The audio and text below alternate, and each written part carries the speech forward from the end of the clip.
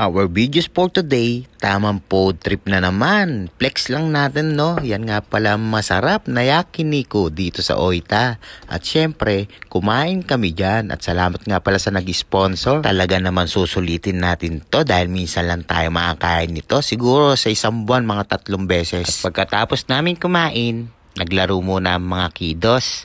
Syempre, para pagka uwi namin, pagod na sila at matutulog na lang. Yan, tuwan-tuwa na naman ang mga bata. Tamang laro na naman sa playground.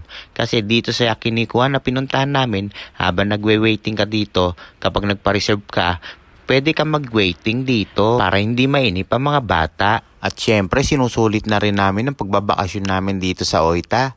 Dahil kapag bumalik na kami ng Kagoshima, back to work na at busy na naman. Hindi na naman kami masyado makakapag-banding mga pamilya. Kaya dito, sinusulit na namin. Nakakatuwa yung playground ng mga bata dito. Napakaganda. Parang naisip ko tuloy, ang sarap bumalik sa pagkabata. Walang problema. At ang isipin mo na lang kundi paglalaro. Ayan nga pala yung playground dito. Diba? Napakaganda talaga. Wala na akong maisip kung ano sasabihin ko dito sa voice over ko. Dahil may nangungulit dito sa tabi ko. Ano sabi mo? Ano sabi mo? Baliw, ayoko. Ikaw naman mag-voice over. Ayoko. Wala na akong maisip. Wala rin daw maisip. So balik tayo sa pag-voice over. Ito nga pala ang mga bata. Yan, tuwan-tuwa sila sa paglalaro dito sa playground. Dahil minsan lang di sila makapaglaro dito. So less stress ngayon ng mga bata. Hindi sila nag-iiyak. Tuwan-tuwa sila sa paglalaro. At si baby Tanya ko talagang tanosi siya. Yan pa, talon-talon pa. Ino-obserba niya lahat ng mga naglalaro at ginagaya niya. So habang nakikita kong papalaki yung anak ko, nakakatuwa. At syempre yan di si Ate Aiko, lagi nakabantay sa bunsong kapatid niya. Siya umaalalay. At nagulat nga ako, no? Yun na si Tanya, nakikipag-banding na sa mas malalaki sa kanya.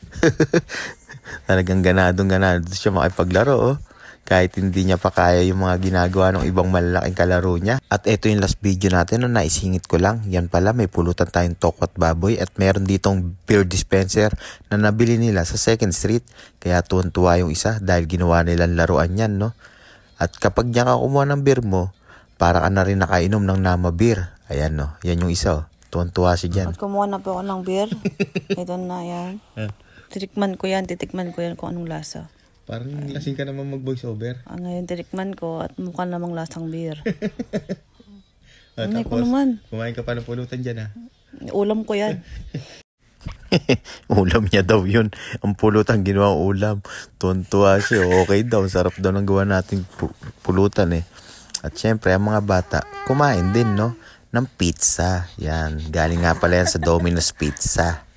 All good. Food trip na naman halos lahat ang pinaggagawa namin.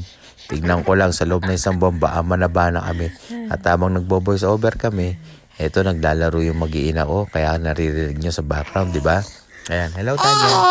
Ayan si Tanya. Ganito na lang yung video.